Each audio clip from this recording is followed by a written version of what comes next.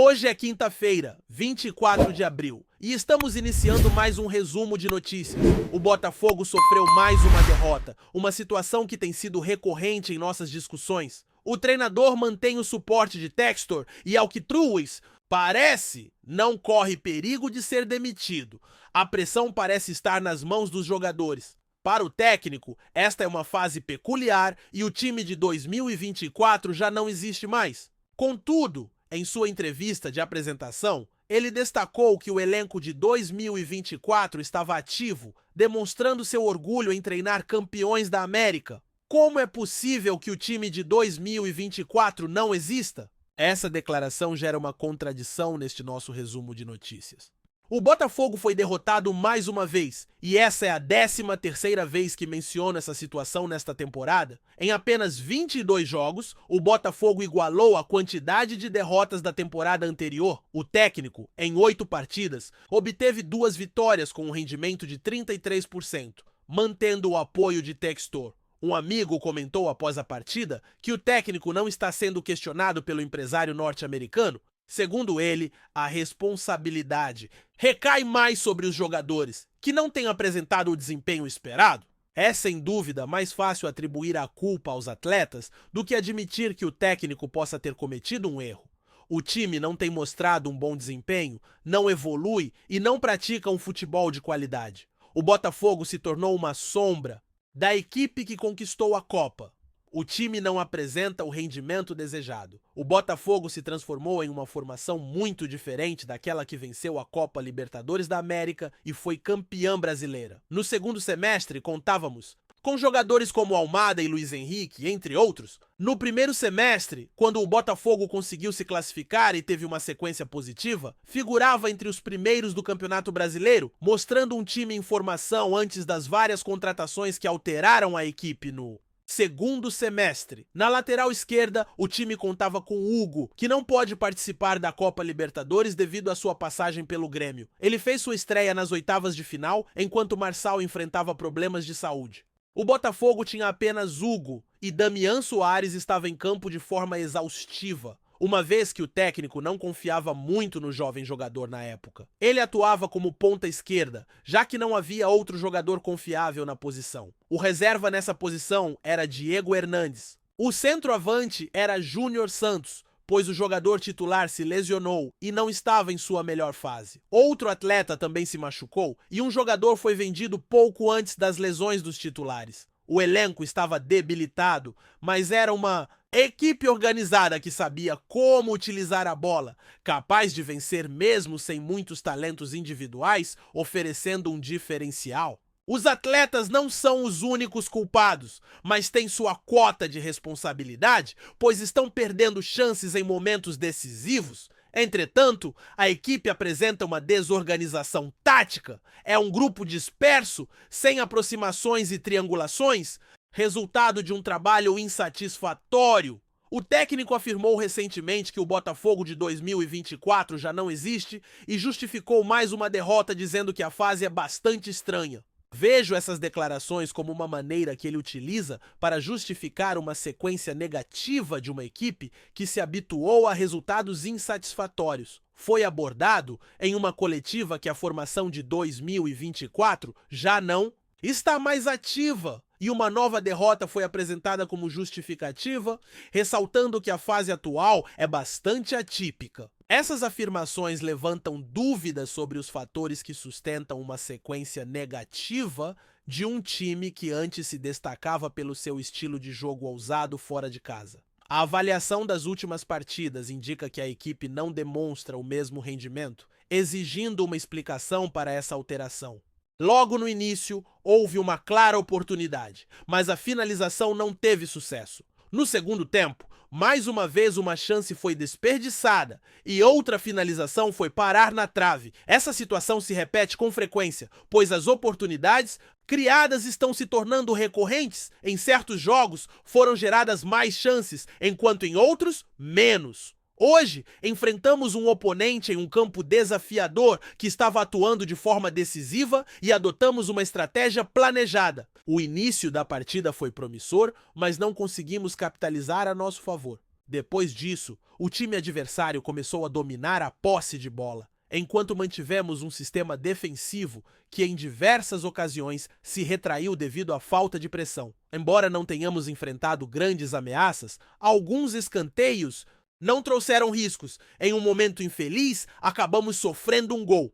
É evidente a dificuldade que estamos enfrentando. As chances que criamos não estão sendo aproveitadas, e erros simples estão nos custando partidas, sendo este o terceiro jogo em que perdemos por 1-0, resultado de falhas claras que precisam ser corrigidas. O desempenho coletivo, especialmente nas situações defensivas, deixou a desejar. O recuo excessivo do bloco não era o planejado, e não conseguimos aplicar a pressão desejada. Ademais, nas oportunidades de transição, a eficácia foi baixa e nem sempre as chances mais nítidas foram convertidas. Essa análise reflete a responsabilidade do treinador e a fase incomum que estamos vivenciando. As oportunidades criadas não se transformam em gols, enquanto os adversários, que muitas vezes têm chances menos claras, conseguem marcar, o que nos afeta. As derrotas têm um impacto considerável e a dinâmica de trabalho após vitórias é diferente da que ocorre após derrotas.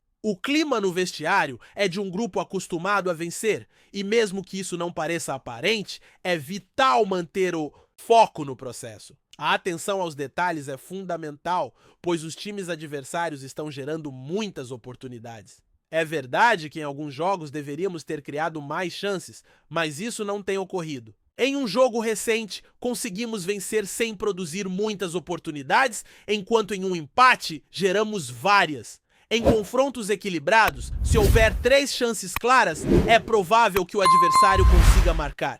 É preciso corrigir esses pormenores. Os jogadores estão cientes da relevância dos resultados, mas ao analisarmos o processo, percebemos que existem aspectos a serem ajustados. A correção não exige um processo prolongado, mas sim um trabalho constante, visto que as fases difíceis podem mudar rapidamente. O foco deve estar no próximo jogo. A situação é singular, mas é importante reconhecer que mesmo perdendo várias oportunidades, se você cria muitas, eventualmente conseguirá marcar. A equipe vitoriosa do passado é admirável, mas o desejo é construir um novo time que alcance seus objetivos desde o início. Você gera diversas oportunidades e balança as redes com frequência.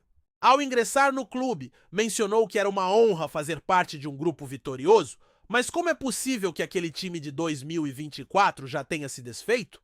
Você foi responsável pelo fim daquela equipe de 2024. Não estou falando da equipe que conquistou a Libertadores, mas sim do time que no primeiro semestre já estava competindo na parte de cima da tabela do Campeonato Brasileiro. Era uma formação que estava lutando por uma posição entre os 6 primeiros, sempre alcançando resultados positivos. Além disso, era um time que se esforçava e alimentava expectativas quanto à classificação para as oitavas de final da Libertadores. No entanto, esse time não está conseguindo apresentar o mesmo desempenho. A direção parece inclinada a manter o técnico. Portanto, é preciso considerar se a culpa deve ser atribuída aos atletas, exigindo mais deles, olhando nos olhos e tendo uma postura mais rigorosa, responsabilizando aqueles que representam a camisa do clube. Será que vão reformular todo o elenco no meio do ano? Quanto se gastará com novas contratações? E ainda assim, manter um treinador que não está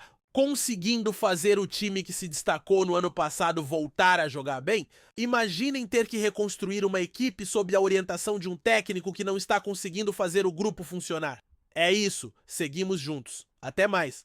Estarei de volta à tarde com novidades e à noite com mais informações. Gostou da informação? Deixe seu like, compartilhe com os amigos e comente sua opinião sobre o que está rolando no esporte. Quer saber mais sobre seu time favorito? Continue acompanhando o RJ Sport News. Pensou por um segundo, mesmo diante de uma sequência de resultados aquém do esperado, Renato Paiva segue firme no comando técnico do Botafogo. A confiança em seu trabalho foi publicamente reafirmada por John Textor, empresário norte-americano e controlador da SAF alvinegra. Em declaração veiculada pela página Fogão do Meu Coração, Testor deixou claro que acredita no método e na proposta tática do treinador português, apontando que as falhas recentes se devem mais ao desempenho irregular de parte do elenco do que a qualquer deficiência do corpo técnico. Para Textor, a derrota em campo não espelha a qualidade da direção adotada por Paiva, mas revela lacunas de execução por parte dos atletas. Nosso treinador é muito bom, mas estamos em um momento que nossos jogadores não estão executando. Acredito no treinador e no sistema de jogo.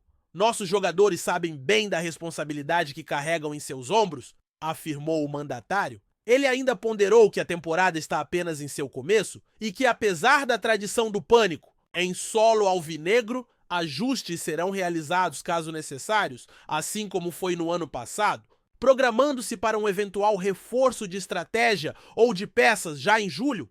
A diretoria do Botafogo compartilha dessa avaliação, apontando que vários jogadores ainda não atingiram o patamar técnico desejado, exibindo inconsistência em partidas decisivas. Em conversas internas, a cúpula do futebol alvinegro vem mapeando o mercado em busca de reforços que possam aportar qualidade imediata ao elenco, sobretudo na próxima janela de inverno. A meta é aproveitar o período de negociações para reforçar setores que apresentaram maior fragilidade, sem desmerecer a base já existente. Apesar do otimismo institucional em torno de Renato Paiva, os números até aqui assinalam um dos piores inícios de trajetória desde a implantação da SAF no clube. Em 7 partidas sob seu comando, Paiva somou apenas 2 vitórias, um empate e 4 derrotas, estatística que o coloca atrás de todos os antecessores na era de gestão estrangeira. Todavia, a diretoria mantém-se cautelosamente confiante de que, com correções pontuais e a chegada de novas contratações, o Botafogo poderá reencontrar seu melhor futebol ao longo da temporada. A credibilidade depositada em Renato Paiva reflete uma postura de paciência e planejamento de longo prazo por parte de Textor e da alta direção.